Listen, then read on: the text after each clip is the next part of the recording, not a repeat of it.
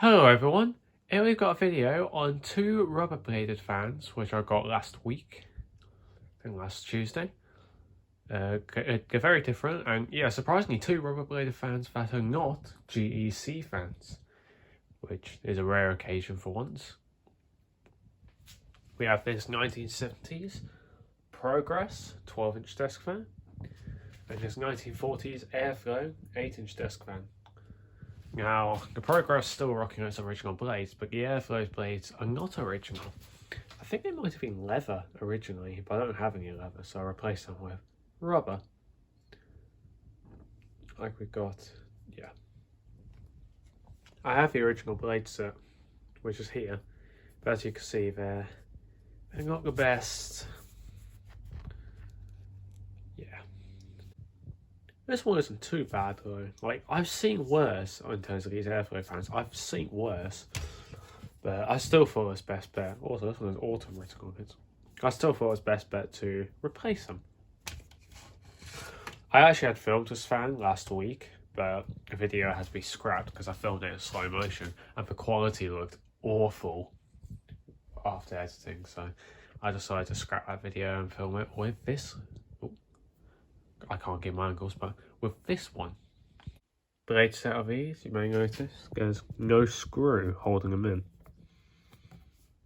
No screws everywhere. So if you want to take the blades off of these, or fun fact, the blades themselves are the screw. There's like a nut or some thread inside here that screws onto the shaft. I accidentally discovered that because if you know with these, I think this is an Italian fan, it's got like an Italian motor.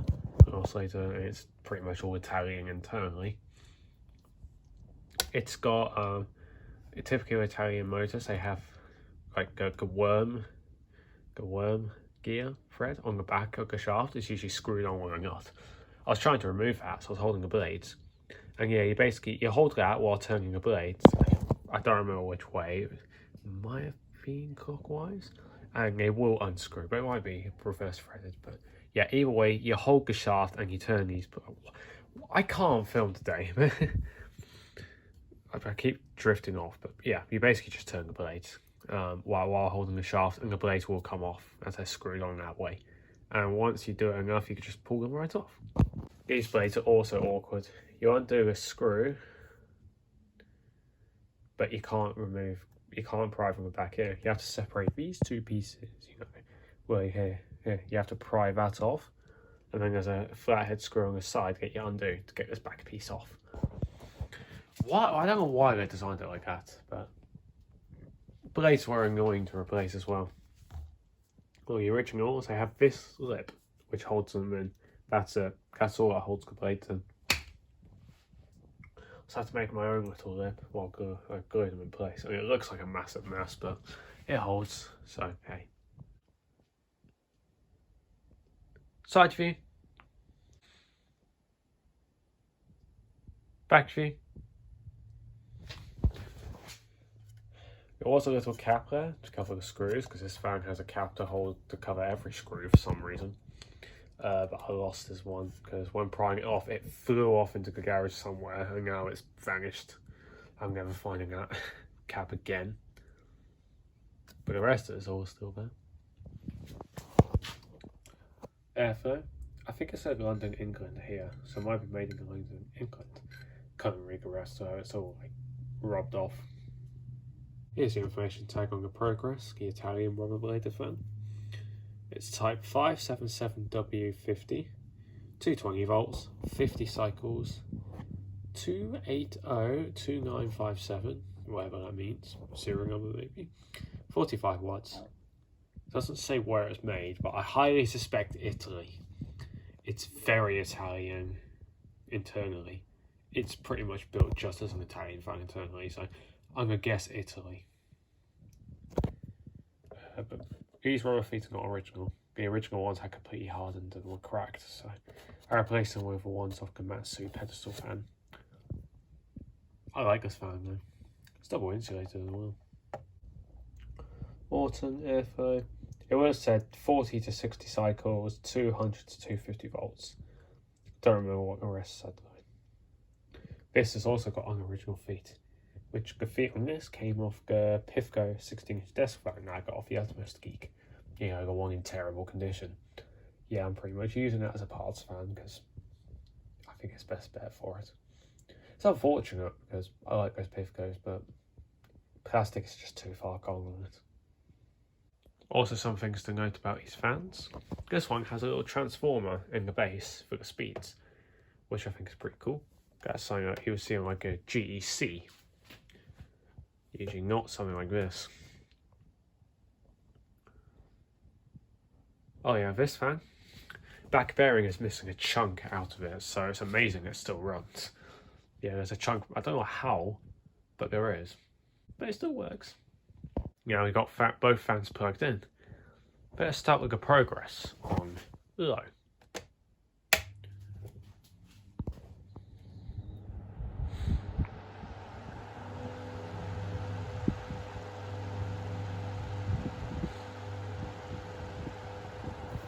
For a rubber bladed fan, it's not a bad air mover.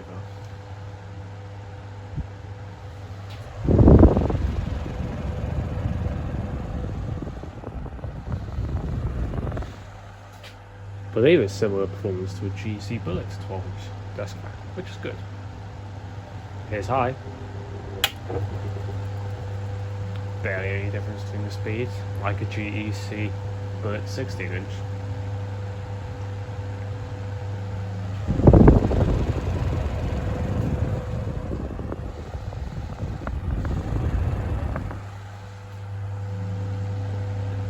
The oscillator currently is in a not working order in typical Italian fashion, which is unfortunate because I like Italian fans a lot. I think they're very unique, but their oscillators they were not great.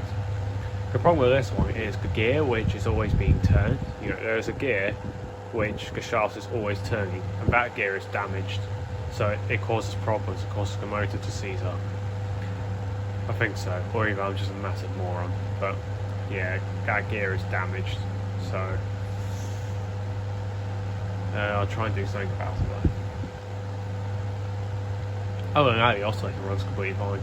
That's the only thing wrong with it, just one of the gears is damaged and causing the motor to seize up when it runs. So I just took out the worm gear on the shaft. But it will work outside of it. Here's off.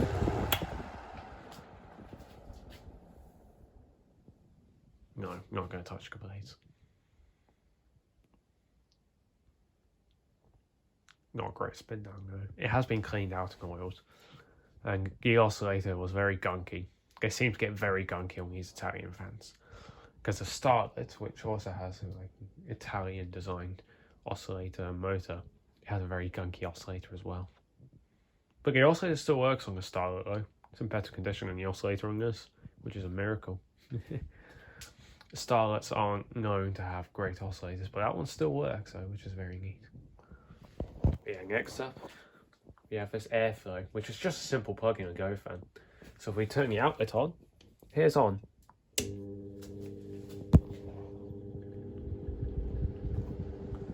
This is like an early rubber bladed fan. It predates the Progress. I believe it predates the GEC bullet fans as well. Like this is quite an early one. It's not the first. I don't know what the first rubber bladed or like soft bladed fan was. I don't think it was these. I think there were fans before these. But this is an earlier one of these. It's not very powerful though. It's quiet.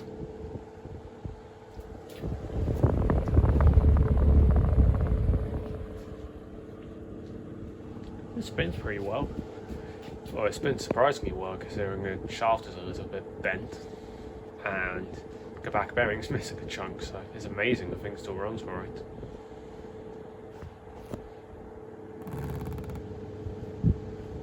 Yeah, you can do that.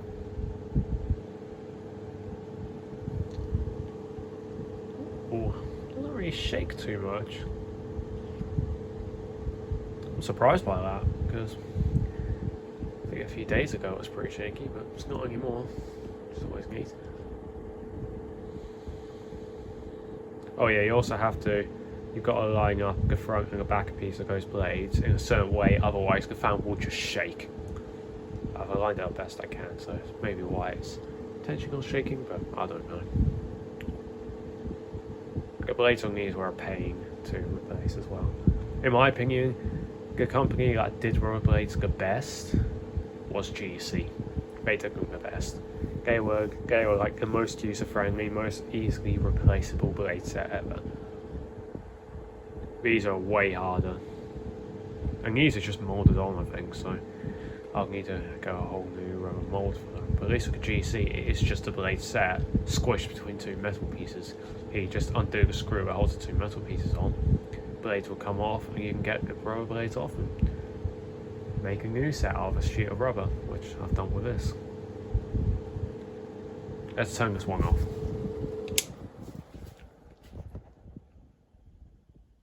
This one's also been cleaned out and oiled.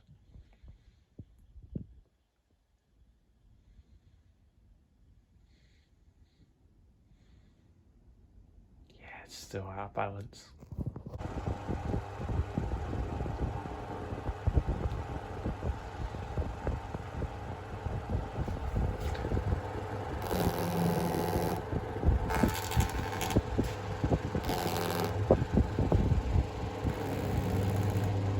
It's fun doing that. And rubber blades allows you to do it without the risk of cutting yourself. Although if you stick your hand in through the blade at the front, even like a metal head one, you're less likely to cut yourself. It's just the way these work. If you go in front of the back, however, that will hurt. And I can say that because I've got my hand caught in a couple limits before, like even the 16-inch one. Not the pedestal, the desk one, no. I've got my hand caught in that fan before. It's quite scary.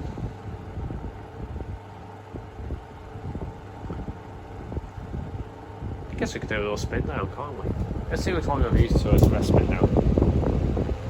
3, 2, 1. Who's your money on?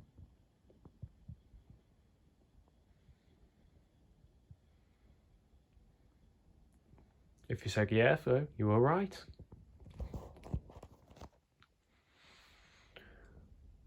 I like these fans, I do. I think I like Italian fans. Usually they're not the highest quality, but I've always liked the visual design of them. They're quite unique fans as well.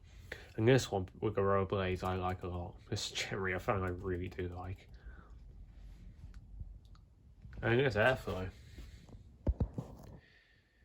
I could have done a better job with the blades, but I still like this little airflow, you know. It's a neat old fan. What can I say? I like rubber bladed fans. Even if, at least it needs to, the motors are much easier to work on than a GEC, because I was working on a 10-inch bullet one, and my goodness, that thing was a nightmare. And you got to be careful, because I scraped myself pretty badly on it twice. You like scraped a chunk of its skin off, so you got to be careful with those fans, those GEC bullets. They're a nightmare to the motors are a nightmare to open up and work on, but hey, at least the rubber blades on them are way better designed. I've also been working on a couple fans that hopefully you'll see in the next video. You know, will be working on a switch on, if you remember, I've got a GEC Bullet 12-inch desk fan and a Jet 9-inch, which both have switch issues. GEC Bullet, that's how I got to it, and the Jet 9-inch was because I was a moron. But I fixed the switch on both of them now, so hopefully I'll be able to film them both soon. There you go, a little hint for you. GEC was just due to the fact the seller just didn't wire it up. They just didn't wire it up well. They wired it directly to the plug and just didn't wire the switch in the circuit for some reason. I'm guessing they just didn't have the tools to, or didn't know how to, so fair enough. And then Jet pretty much needed like a whole reassembly of the switch because I was a big idiot, but at least I kept all the parts to the Jet switch, so I was still able to reinstall it and get it working again. Anyways, I've rambled on enough. Thanks for watching this video, hope you enjoyed, and see ya!